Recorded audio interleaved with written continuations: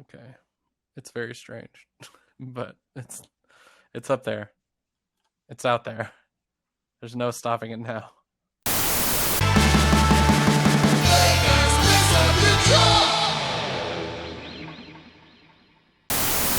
So I don't know. I haven't looked at the YouTube page. Do people see this like side by side view that I'm seeing, or do they see whoever's talking at the time? God, I love that you haven't even looked at the video that I posted of it. Well, it's I not didn't in the podcast feed, so it's out of sight, out of mind. look. You should go to it because it's beautiful, and I edited it and added a background behind it, and we've got 5 subscribers out of it on YouTube. We have 5 new subscribers, or 5 people watching from our pre-existing subscriber base. 5 subscribers. That wasn't an answer. Look, what I'm telling you is that there are 5 subscribers, and that I'm going to edit all of this out. This is gold. This is pure gold. Yeah.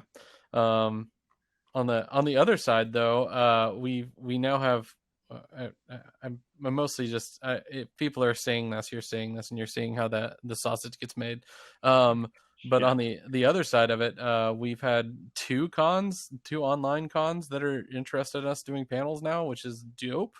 that's sweet. Um, and also, I don't know if you saw me post it on Twitter, but our first episode by itself that hit 1,000 downloads. So we have a single episode that hit 1,000 downloads. Which one? Which one do you think? It's either the first episode ever or the first episode of Naruto. No, neither. It's frustration beef talk. Oh my god, really? I love What? it's got to be that name. It's just got to be frustration beef talk has the name to it. I guess it has to have some sort of secret SEO magic that we're just not aware of because it is a random episode in the middle of our coverage of a show. Oh yeah, Like it's like it's episode Naruto episodes 80 through 82. I don't even know what happens in those episodes. I know that we didn't like it very much, but Yeah. that's about Yeah. it. Well, 3, 2, 1 Let's Jam is second, and then Mount Rushmore is third. So Mm. yeah, and It's they're just approaching it as well, which is super exciting. it's just strange to me that it's like the the idea of this this one random episode, and specifically an episode where we are coming down harder than normal on the show that is the most popular among our listenership. Hmm. It's just like, okay, so if more people have listened to that episode than any other episode, that means there are some people who have listened to only that episode. Like, how did they find it? And what was it about that episode that they were like, episode 20, whatever, of this podcast is the one I'm going to start with? Yeah, Like, what's that? the only thing that I can think is that is that people assume that it's just going to be us bitching about Naruto, and like that's what they're joining in for, and they didn't read the other half of the name of the episode, which is episodes of Naruto. Or maybe they're just like, hey, well, they're talking about Naruto, and for some reason there's the numbers 80-82. Yeah, I mean, in all fairness, I think we do spend a good amount of that episode bitching about Naruto, hence the name. But I mean, if you want to hear us bitch about an anime, you should listen to our JoJo's Bizarre Adventure coverage. I mean, it's just bitching from start to finish, Yeah. I except for the first episode in which we are hopelessly optimistic. Yeah. Um I guess this is going to be our opening. We should have done something, but instead we're just in it. No, Um this is fine. yeah, but anyways, I guess we're going to start talking about the Castle of Cagliostro without any people watching, or maybe they're watching on Well, Twitter. I don't know. yeah, I don't and know what's they could happening on Twitter also right now. be watching on YouTube later. So, I don't want to stunt anyone's representation here. But okay, so Lupin, this is Lupin the Third, and I am aware of Lupin the Third, and I know it as a concept from a sort of high level. And I know that it's what, like an 80s or 90s series for the most part. But Yeah. like, I have never seen any Lupin before this Yeah, and a lot of people experience. their first experience with Lupin the Third was I feel like the most I've talked to people about it is when they're talking about having watched it inside of some part of Adult Swim, like when they woke up in the middle of the night and suddenly Lupin the Third is on. Hey, somebody's here. Hi, Ooh, person. Lokesh Aurora. Yeah, hi, person. So we're starting to talk about Lupin the Third, and we watched the Castle of Cagliostro. So spoiler alert. Spoiler alert for the thing that this is named after. Yeah, for real. I will say that most people got their first exposure to Lupin the Third that way, or at least the people that I've talked to about it. The other people that I've talked to about watching Lupin the Third at night, they remember Lupin the Third in the same way they remember the Brack show happening at some point, and also C Lab 2020. I think it's 2021 or something, which we're almost there, guys. We're gonna get C Lab in 1 year. Shit, I didn't even think about that. That's true. I remember seeing a few of those when I was younger, and I think I would really like it now. Can't But fucking wait for C Lab, you guys. I mean, with the rate that things are melting around here, It's it's not the that far off. it's the only way to really get away from coronavirus is to go into the C Lab. Is to go see lab. Yeah, that makes sense. It's it's Um, it's the true way to escape. okay, so the Lupin the Third. This movie. I don't know, since I don't know the series very well. It's my understanding that the series is this kind of like detective-y, spy-y, heisty kind of mix of things that the movie was. Yeah, And it's I definitely like that. The show itself, kind of kind of think of like Lupin as meta on Earth Spike Spiegel. He is doing things, and some of them are always illegal. What he's doing, he isn't. Mostly the fact that he's meta Spike Spiegel is more so his like cool factor, and in the fact that he just kind of gets away with it, whatever the hell he does. But he is definitely a criminal. He is stealing things and also being a little bit of a Robin Hood sometimes, but also just like kind of misogynistic sometimes. And by sometimes I mean well, a lot. I mean, the series was from like the 80s or the 90s, right? So like all male protagonists always were misogynist. Isn't that Yeah, I true? guess so. But in his motley band of crew, there is the girl who is there. The best part about her inside of the series, and if you're wondering who that is, I'm just I'm gonna see if I can grab Beep, beep, beep. the Is person this in the that plays her in the cast. It's is it the Fujiko, by the blonde way. woman? But it's played by Eddie. Uh, Eddie Redmayne? no, I think it's pronounced Eddie Merman. And let me look up how to Maybe pronounce this Edie? really quick. Eddie It's got E, right? Edie Merman. Yeah, Edie. Mirman. Edie. Edie. Edie. Okay, great. Cool. So I was just looking up who played her. Fujiko's great. She's great in the main series as well. In that she's kind of like a badass who doesn't take shit from Lupin as much. And she's also like an accomplished thief as well, as you've seen inside of the movie. And then you also have my favorite character inside of the entire show, which is Goemon. I cannot pronounce his name correctly ever. Um, It's what is it? Goemon? yeah, Goemon. Like I think it's Go. Goemon. I always feel like I'm saying the name of a Digimon when I'm talking about him. Yeah, he's a Digimon. Goe Monster. That's what his name is. Okay, great. I will say, he is great inside of this. He doesn't do a ton, but what he does do is kind of cool. But He is amazing inside of there's a rebooted Lupin the Third that came out recently. It's like a up to date one. And his fight sequence with I don't want to give him away of who he is. Just there's something about lumberjacks and a fantastic fight. And if that gathers your attention, you should definitely watch the new Lupin the Third because it's great. By the way, If it doesn't gather your attention, what are you doing here? Oh, hi, Bruce Wayne. Yeah, Batman's here. Well, Wait, Bruce Wayne is here. What does that have to do with Batman? Oh God, I've given it away. By the way, I had not seen the new Joker movie yet, and I watched the very end of it the other day, and I was just like, oh God, this is a very very dark take on the Joker.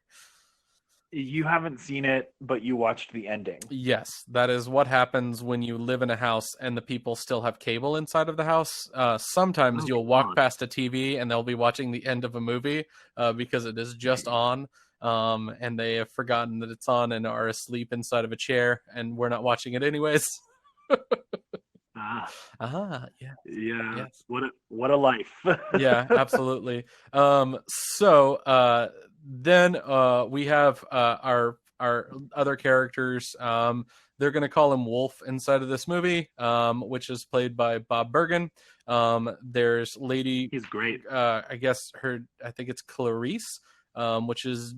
Yeah, because it made me think of Silence of the Lambs every time the villain said her. Which is played by Joan Carroll O'Connell. Young Clarice, which is played by Barbara Goodson. Daisuke Jigen. God, I cannot pronounce it. Daisuke. Look, if you haven't joined us before, I'm going to say things wrong, and those are names, and it's always going to happen. Yeah, that's true. Yeah. It's one of my favorite little like unintentional running things with our show is that like you and I just pronounce the names completely differently, and we just like because you even like it is my understanding that you don't mind me. I don't know if it's always correcting you, but just like being like, no, this is how that's pronounced.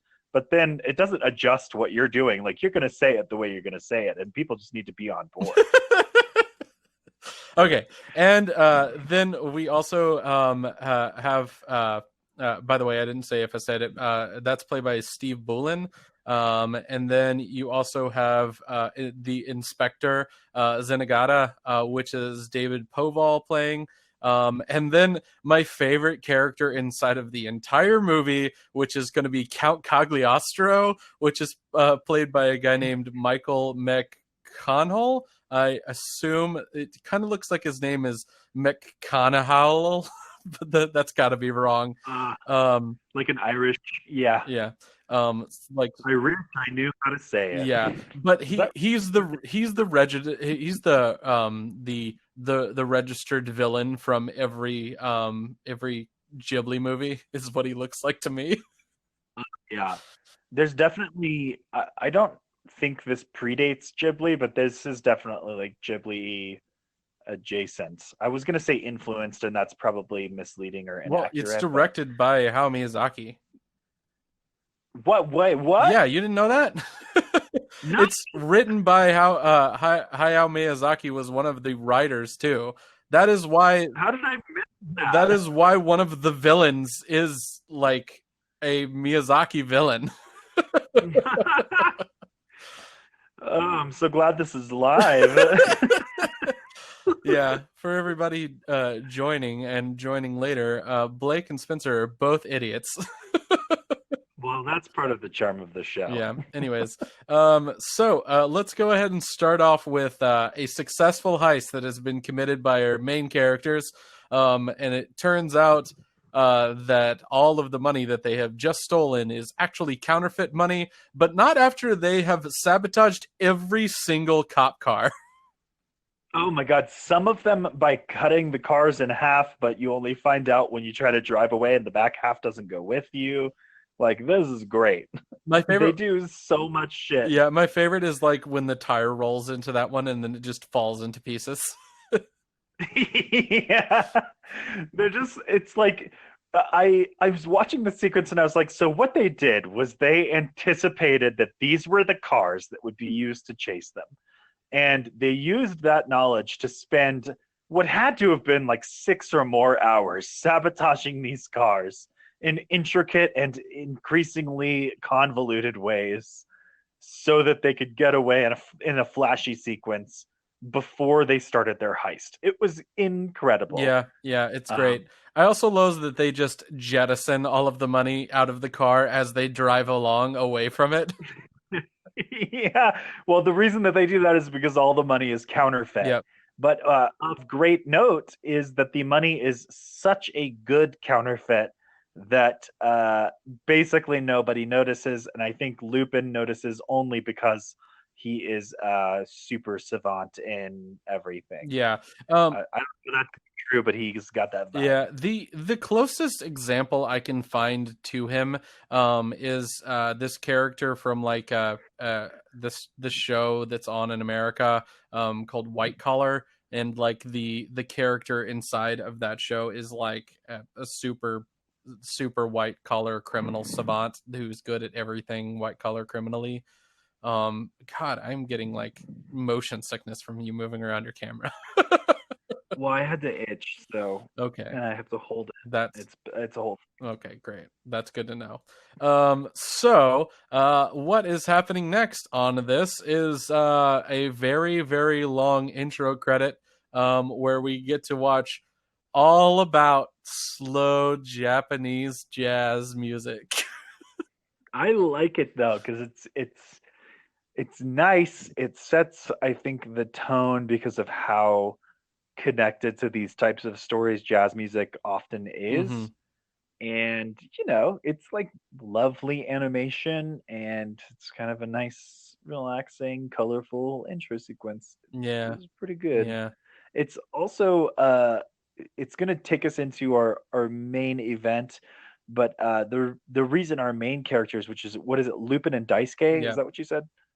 Uh, they are going there because Lupin was so impressed with the quality of the counterfeiting that he wants to go and find out who's making the counterfeit bills, how they're making them, and then uh, steal all of their shit so that he can be the one that makes good counterfeit bills instead. yeah. He wants to know what love is. He wants to know what it's like.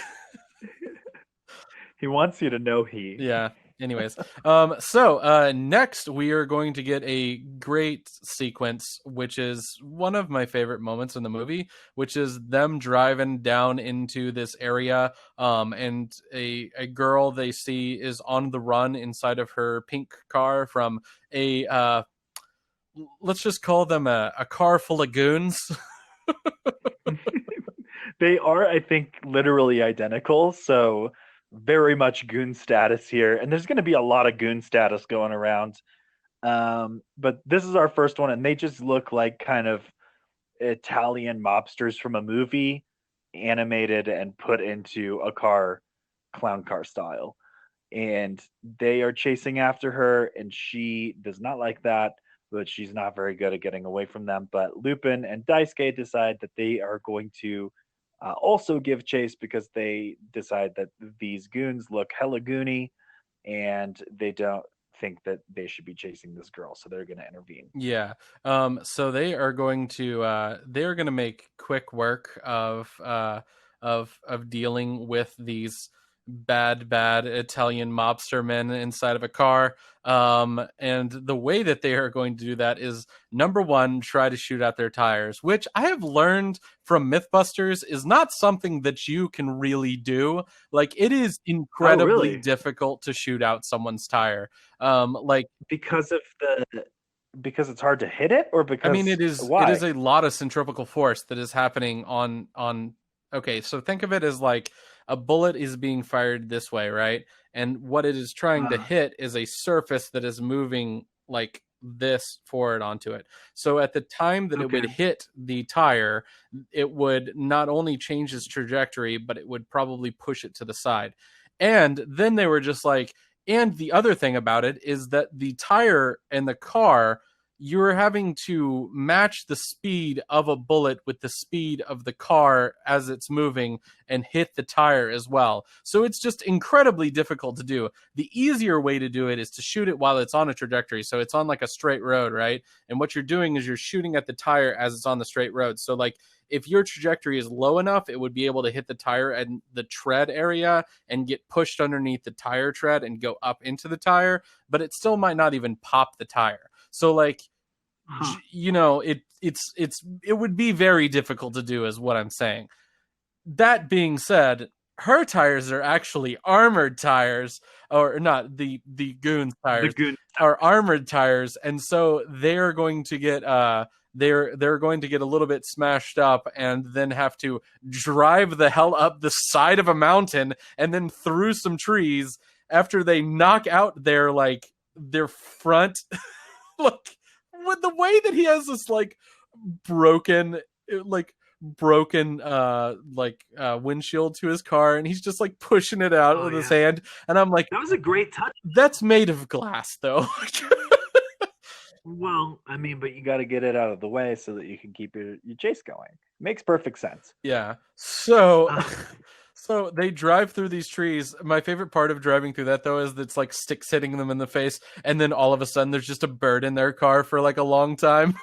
oh yeah. And then they Well, the chase, it's going through this like cliffside area with the ocean off to one end, and there are like scattered trees, so there's like, there's all kinds of obstacles and problems that they can encounter, and they do. Yeah, they come out the other side, and it turns out that let's call him by his other name, which is Jigen. And I know that people say that more often than not when they're watching the show. But he has an armor-piercing bullet, and he is going to be able to shoot out their super powerful tires that way, and then they are going to fly and then spin and then explode. But don't worry about them though; they're just goons. And There's one goon that like pops out of the top at the very end of that sequence. It's a great. There are these little moments of like almost Looney Tune esque visual comedy yes, in this. Yeah, it's very that's funny. one of the I mean, that's one of the joys it's of not. Lupin though, man. That like old school Lupin, one of the absolute joys of it is that it is like a marriage between awesome anime and also Looney Tunes. Like it is just wacky.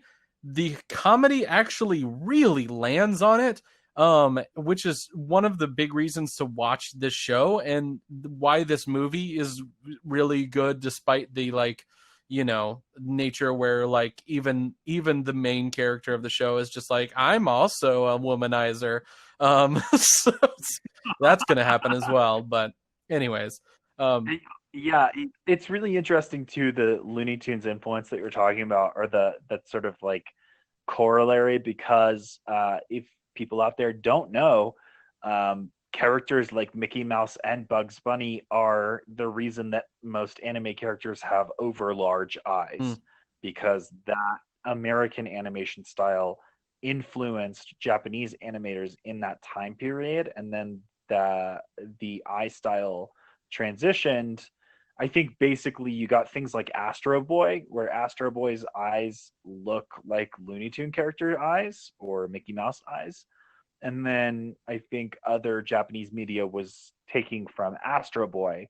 And so it kind of became this sort of artistic game of telephone, which morphed into the very distinct anime eye style that we see in a lot of series today, but that originated from uh, kind of an attempted copy of the Bugs Bunny Mickey Mouse look. huh.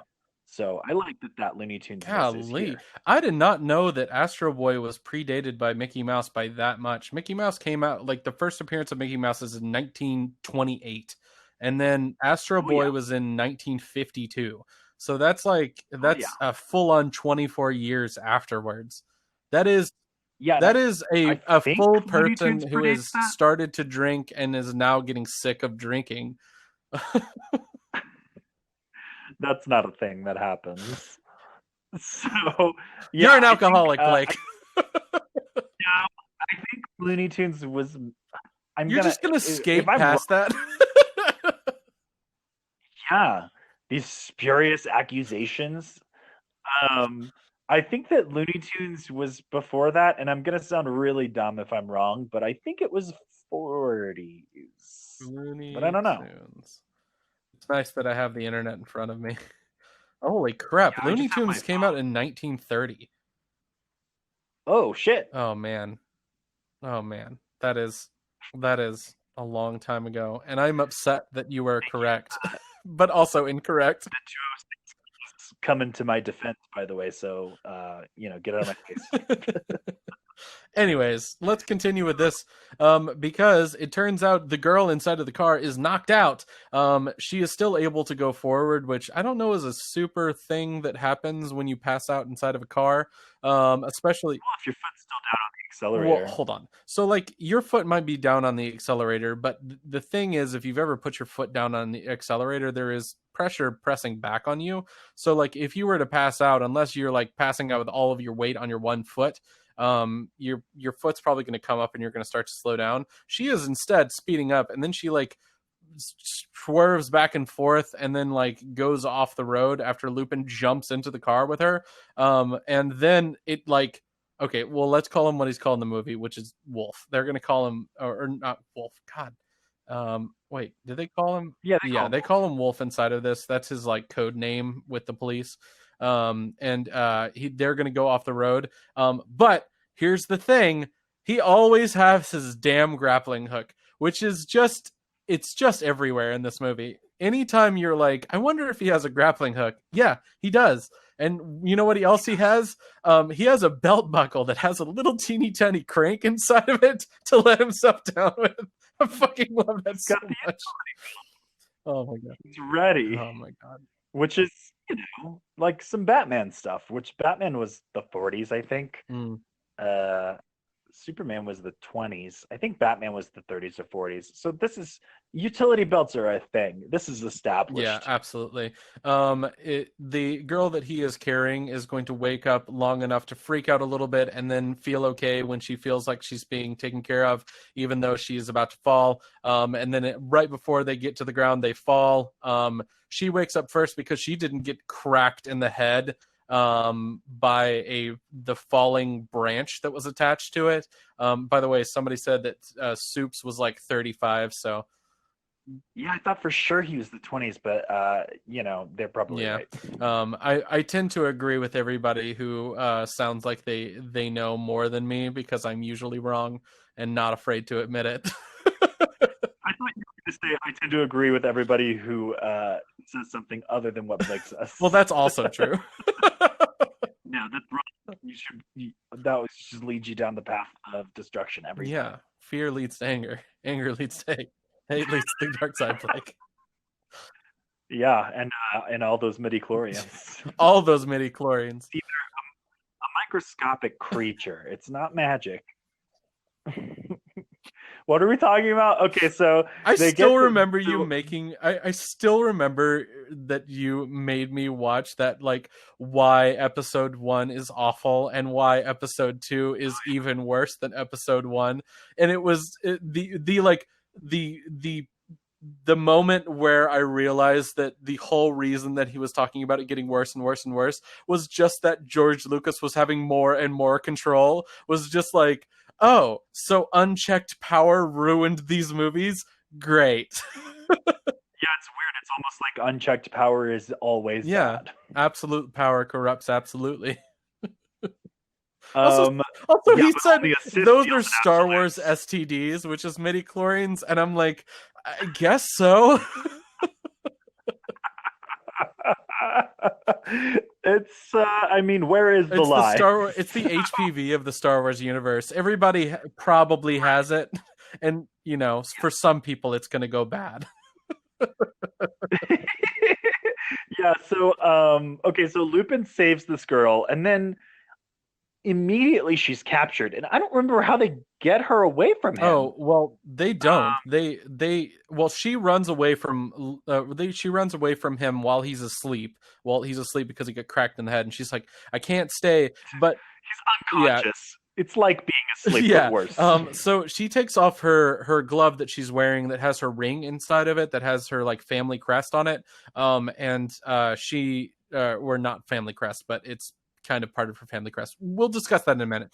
Anyways, It's yeah, she gets it wet. She's wiping down his face to make sure he's okay. And then she's like, I can't stay because in the distance there's a steamboat that is also a speedboat, which is one of my favorite moments in this because they capture her and Jingen comes down to like wake Lupin up and they're like watching her go off in the distance and they're like, oh, she's on that boat, and the boat is like steaming away a little bit and then all of a sudden it's just like it's like that hype train meme with the boat that like suddenly jets yeah, off. it develops a rocket engine by the end of it. So she's been captured, and they make their way uh, further along and kind of happen upon a, a sort of rundown looking castle, and they find out that that castle is Castle Cagliostro, which is what the movie is named after. So it seems pretty important. And there's an older dude there who's like, Angry Gardner. "This is the castle." Oh Yeah, God, what yeah, if like that's just what's that? What if that's just what's its name from Mary's? What the fuck is his name? yeah. I don't know. His name was some Oh my nonsense. God, I'm looking it up. Keep talking. So they meet this gardener guy, and they're like, this is Castle Oh, it's fucking Cagliostro. It looks Zebedee. like 70. Yeah.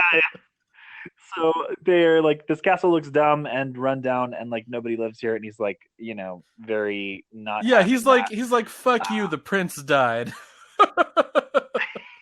We're leaving it like it is. He's like that parent who keeps their kids' room exactly the same after they go to college. Yeah, Your parents. exactly. Yeah, although my room has now become mostly just a A guest dog room, room other than like some, yeah. where the dogs live. We're just gonna we should just put dolls in there, like in that episode of Oh my Brooklyn Nine God, Nine, where they go. I laughed so hard when we first saw that episode where it's just like Yeah, where they just see them on the couch and they're just like flip them over and there's like, oh, that's worse. And then he opens the closet and it's full of more dolls. I'm Meredith. Are you my mother? Oh, Pete laughed so hard at that he started crying, and we had to pause the Oh man, episode. that is almost as funny as the first time that we watched the opening where it's the fire drill opening for The Office. And Oh my god! okay, so backstory on this. Blake and I watched The Office for Blake's multiple time, but my first time. I had never seen The Office before, ever. Also, never watched It's Always Sunny in Philadelphia, ever. And I experienced two different things while watching those shows that made me laugh so hard that we had to stop watching and then go back. And then when we did it again, it made me laugh so hard again that I almost like fell out again. And that was one. And then the other one is the fucking the Karen thing, where he's the The conspiracy conspiracy theory wall. wall with Charlie. Oh my God. Oh, and the how did I forget about the pirate room where he's just like, yeah, we got to watch out for that room over there. It says pirate, and he's like, what are you talking about? You mean that room that says private? And he's just like, Charlie, can you not read? Oh, phenomenal shows. When she Okay, fucking so throws the cat through the top of the roof and it just falls out the other side. okay, so they're at this castle, and Lupin starts wandering around like he knows the place, Like he fucking and knows the that will place. be important. And then I think that's when we're going to be introduced to our villain. Isn't that right? It's not for a while. They're going to be walking around the place, and then they are going to realize that over in the other, it's like I guess the other part of the castle is where the Count Cagliostro lives, and Count Cagliostro has been terrible forever. And Wolf has been here before, and he talks about how like, oh, I've been here before. It's in the past. Also, by the way, she's a princess, and he's like, you knew she was a princess the whole time, and he's like, yeah, I just didn't tell you that it happened. And so they decide that they're going to need to break in to save the princess, and so they do, and they're going to. She's up in a Rapunzel Yeah, tower, and I love this thing. It's a big castle tower, and there are no and there's I mean there's an entrance, but the entrance doesn't lead to anything. It's just a huge drop off of like many stories. But there is a mechanically extending bridge that can go out of the other tower connected to the main castle, and that's like the only way you can get to it unless you can super jump. yeah. Well, we're going to see some super jumps here in a little while. So here's what else is happening inside of this. We got to talk about space ninjas with knifey finger blades. Oh yeah. Because Wolf and Jingen are going to be hanging out talking about their how they're going to break into this castle for Count Cagliostro, and what they're going to be attacked by in the middle of the night is ninja-looking guys that are going to break in from a bunch of different ways, and then they are going to walk at them menacingly with very pointy fingers.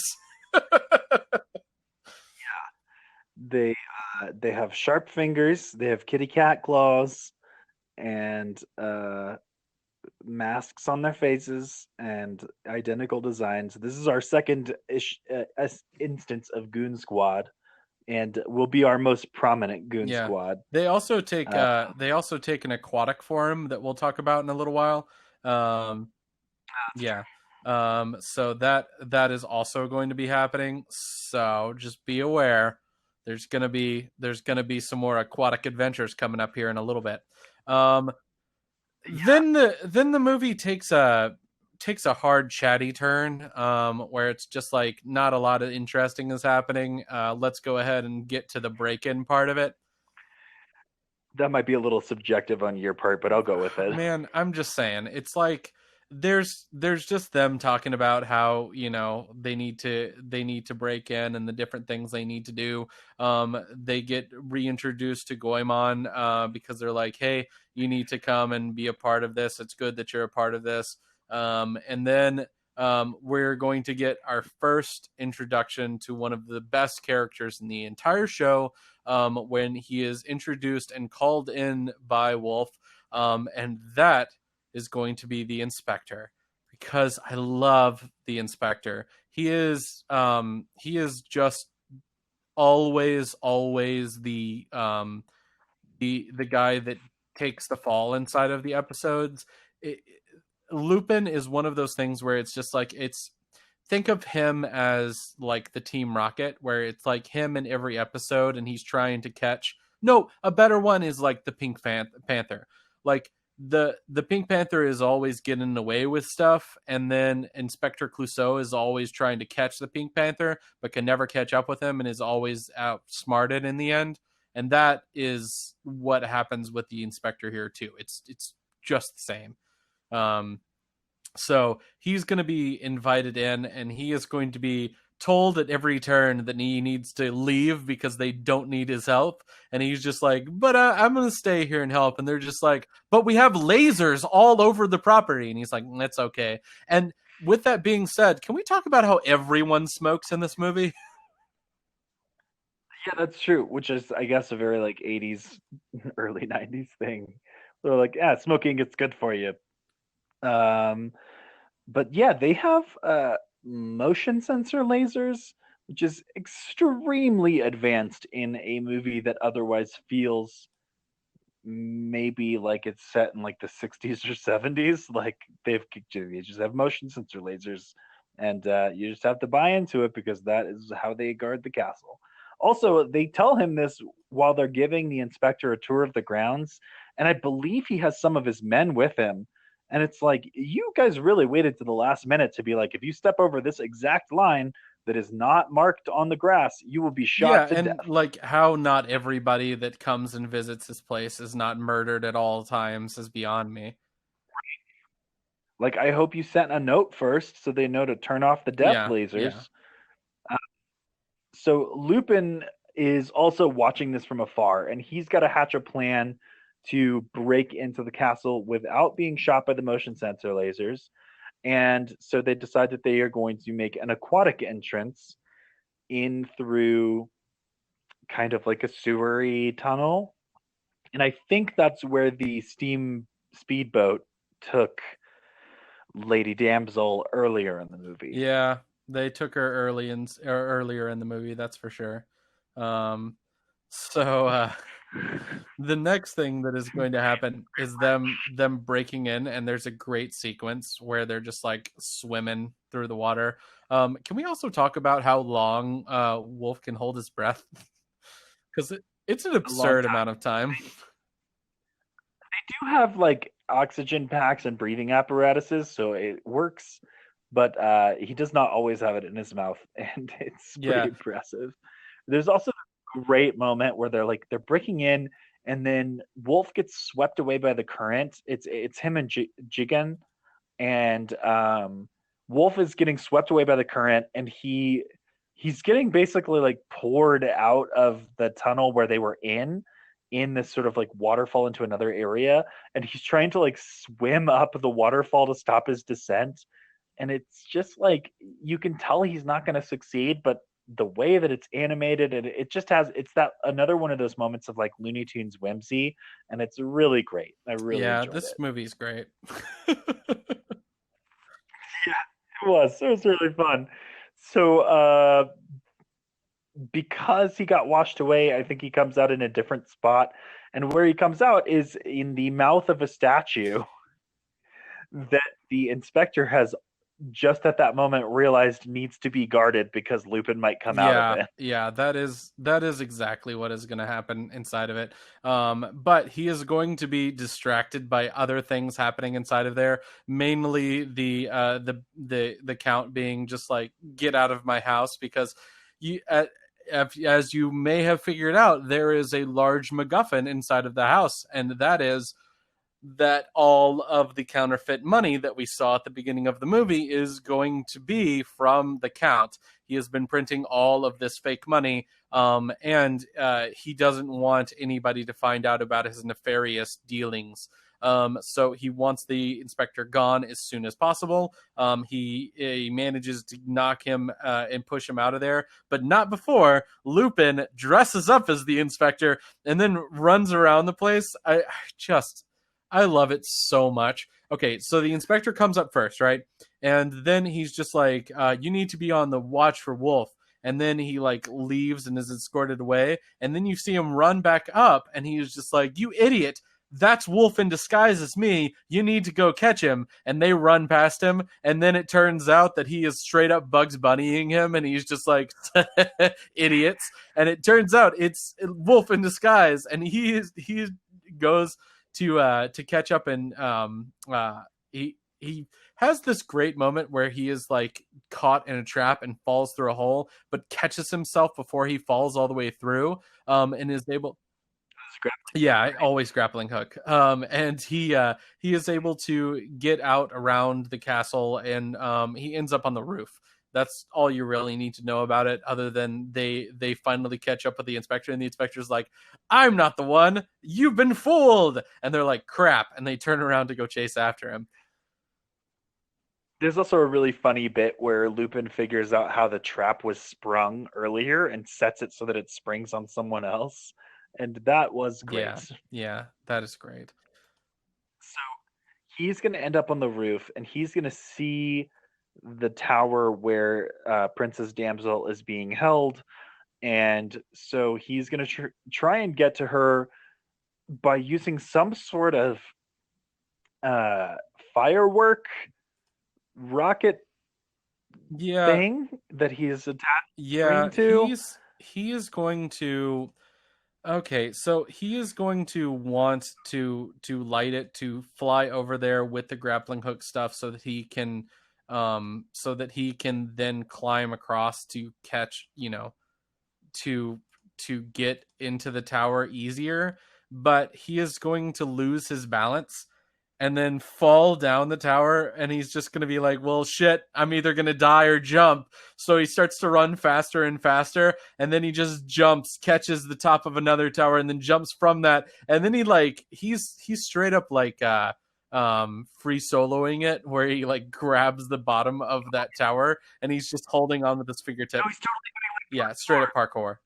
Um, and yeah. he is going to pull himself up and start to get up the tower, and then throw his grappling hook and get all the way up the tower. And he's going to come in through the literal moonlight into the room and meet up with his lady that he is going to enamor, even though I I don't know how old he was when he met her for the first time, but I'm like, Yeah, we will see in a flashback shortly that he met her when he looked the same and she looked like a little girl. And I think he remarks that she was like yep, 7 or 8. So he's like minimum 10 yep, years older than her. Well, you know, it works for some people, but it has some odd connotations just just on its putting it face. mildly. So, uh he's going to meet her. He is going to do a stupid magic trick where he pulls a rose with some different countries' flags attached to it out of his sleeve. This makes Princess Damsel fall madly in love with him instantly.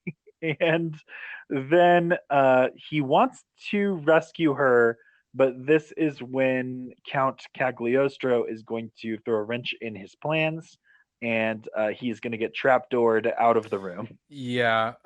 So that is going to lead to the spinning pointy fingers of death maneuver from his guards, which are going to spin all around Lupin, and then Lupin is going to fall through another trapdoor. Even though what he wanted to do was kill him, but instead of killing him that way, he I don't understand why supervillains have to be so dumb.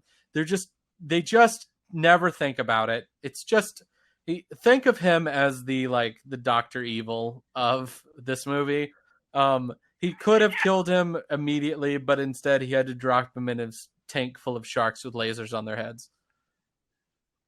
Yeah, I've been reading a lot of Marvel comics, and I am now in the early 70s. And there are so many sequences where the heroes will be fighting a villain or like a group of villains that have guns, and they're trying to shoot the hero to kill them.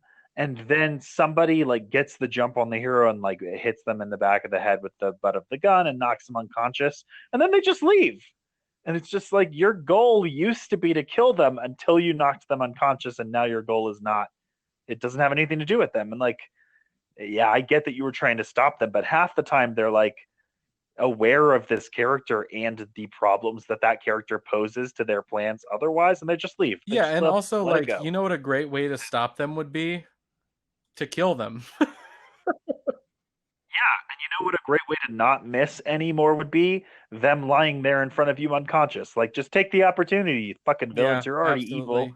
So, We've got some anyways, issues with villains. yeah, Lupin gets trapdoored, and it's going to become pretty apparent that Count Cagliostro. So, if we haven't said this already, he is basically forcing Princess Damsel to marry him, and that's because she has a special ring, and he wants to get her ring, and for some reason, he needs to make her marry him to do that. And I think it's for appearances, so that people don't accuse him of getting the ring illicitly. But I'm not sure. Anyway, somehow Lupin had time to make a perfect duplicate of that ring, which is also actually just a transistor radio speaker that can self Yeah, but destruct instead of itself us, and has a pre-recorded message about how it's yeah, going to and self also like destruct. there's just a great moment where instead of he says it's going to self-destruct, and you're just like, oh god, it's going to be a big thing, but it just throws confetti out. Um, so Lupin is going to fall. He is going to then get washed all the way down to the bottom He grappling hooks so he doesn't die. And when he gets down there, he is going to run into the inspector. They are going to team up to stop the they're not mer people, but they're like frogmen that are have pointy fingers, and they're gonna go to kill them while it looks like they're asleep. But it turns out Lupin and the inspector are totally fine with putting on the clothes and bones of dead people if it's going to serve their purposes. Um, that's I mean, gross. if death is the alternative, I think it It's works out. gross. You're not wrong, but I think it was Yeah. the right choice. So they're gonna do some turntables turning, and they will wear just enough of the clothes of the frogmen so that they can trick Igor, who is someone we haven't mentioned before, but he's a little green-haired Munchkin guy who is very, very very villain coded in a way that I thought he was going to have more to do with this, but he doesn't. But they're going to trick him and some dude that he's with to getting trapped in the under the grate that leads to the sort of like waterway so that they can get out and try to go rescue Princess Damsel again. And this time they are going to steal a planicopter. I don't remember what they called it, but it's basically just a helicopter plane combo, and they're going to try and use this to rescue the princess. And it goes pretty well until right at the moment that they're about to make their escape, at which point there's this like big gunshot that hits Lupin, but also I guess glances off of him because it also causes the planicopter to burst into Yeah. flames. Yeah, And they're gonna crash down. And the only reason that they are able to not get immediately killed is that Clarice offers the her ring to the Count in exchange for Lupin's life. After he gets the ring, he is going to try to just turn the tables again. But it turns out that Fujiko is there, and Fujiko has led the inspector back in. There is a big back and forth about counterfeiting because they have been found out to be counterfeiters. But the inspector, after this, is going to end up being taken off of the case after saving them. And he doesn't get to end the movie right there because there's some political intrigue that is going to happen. yeah, he goes to the UN basically, and none of the Hey, world Lupin the Third leaders movie. want Were you to expecting the investigate. UN to be involved? None of the world leaders want him to investigate the counterfeiting thing, and it is heavily implied that most of the world leaders Mm, are in on it or turning a willful blind eye or something. So they take him off that case. Lupin was also very badly injured, so he goes to get bandaged up and start feeling better. And Count Cagliostro is going to initiate the marriage proceedings with Princess Damsel. So then pretty much I guess we'll learn about Lupin's backstory, which is essentially that at some point in the past he was injured and found by the young Princess Damsel, who helped nurse him back nice. to health and kept his presence secret. And so he remembers this place because he was there from before. Also, he's friends with the dog, Yeah. so he's a good person. So Lupin is going to be like, I am vowing that I am going to save you. So they're going to drop in on the wedding unannounced. The way that they are going to do that is that they're just gonna go for it as ghosts. Yeah. Well, there's also a big tell earlier on where I think Princess Damsel herself sends the information that there's this like bishop or duke or whatever, some sort of religious figure who's going to be coming into the country to do the ceremony. And so Lupin gets an idea, and you just know he's going to impersonate this guy. But then he shows up with his friends as these like ghost like images. They're not like spectral or anything like that, but they show up in a way where they're really hamming up the "We Are Ghosts" angle, and they disrupt the wedding pretty badly because everybody in attendance super believes that they're ghosts, including a news reporter who's like, "This wedding has now been interrupted by the angry spirits of the ancestors." She just like Well, completely takes it also, in also stride. Fujiko at the Um, same time is going to be led in, and they are going to um, she's going to break in as dressed as a television reporter. Her whole point is that she wants to expose the counterfeiter to the world by showing it on a news report. But there is also going to be chaos just straight up breaking out at this wedding. yeah, so they're Count Cagliostro is going to order his men to kill wolf. They do, except that that was actually just a scarecrow wolf, and the real wolf The was whole the bishop time you in didn't see it disguise. coming.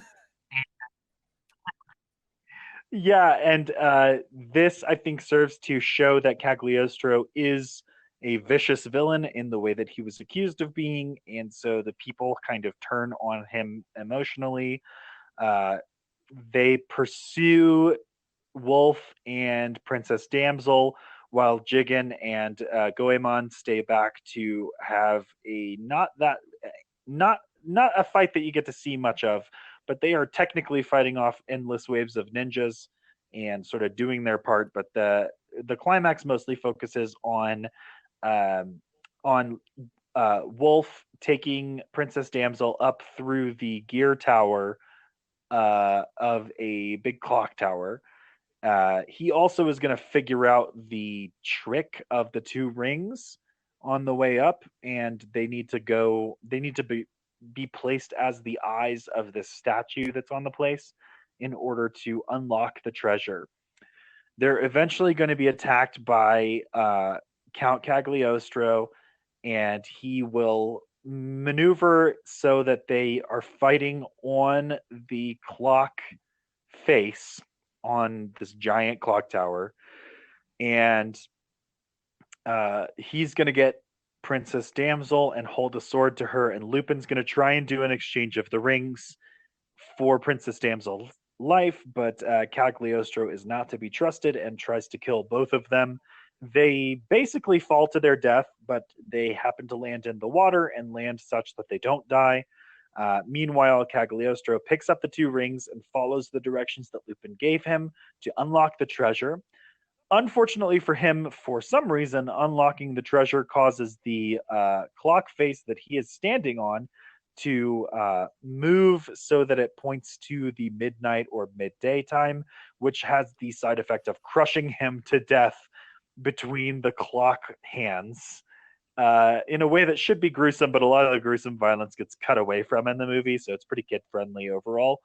And then it turns out that the clock tower treasure was a sort of time bomb set to go off and essentially blow the dam so that the water surrounding the castle flows out elsewhere and reveals the treasure, which is an ancient Roman city that was buried under the water that was preserved there by the ancestors of the Yeah, Cagliostro and castle. that's basically it. Except for when they're doing their final investigations, they're just like, "All right, it's really good that Lupin helped out this time, isn't it?" And then it turns out he's stolen the counterfeiting plates, and he's just like, "Suckers." Well, no, Fujiko stole the counterfeiting plates. He gets away empty-handed, and then she rides by with the counterfeiting plates, and he's like, "Give me some because of old times." And Yeah, she's like, "No, yeah. bye." Also, he'll say bye to Princess Damsel, and Princess Damsel is very much like, "I love you, stay with me forever," and he is very much like, "I gotta go, and you're never gonna see me So bye. Yeah. and that's the I movie. would, as we usually do with anime movies, I would give this a definitely watch. I think this movie Yeah, falls within, you know, it should fall within the pantheon of Ghibli films. Just it's not a Ghibli film. right. I think in that pantheon too, it's going to deal with a few. some things that are a little more mature, but for the most part, it's going to deal with them very lightly. So there's like some gun violence, and there are definitely characters who are killed. There's one character who's smushed between the gears of the clock tower, but you He got don't smooshed see to any of the death. gratuitous violence. Yeah, there's a little, very small amount of blood, but for the most part, it's like violence almost to the point of being implied rather than experienced. So even if you have like younger kids, I think this is a good pick because it's otherwise pretty All I can think whimsical and about right fun. now is And that episode where she gets that pamphlet in Kimmy Schmidt that's just like, so your husband's been smooshed. yeah. But yeah, I think people should watch this. It's very good. It's beautifully animated, and also it's family friendly, so you can Yeah, watch it it's even a if you great have way to younger stay in kids running shape. around. God damn All right. See y'all later.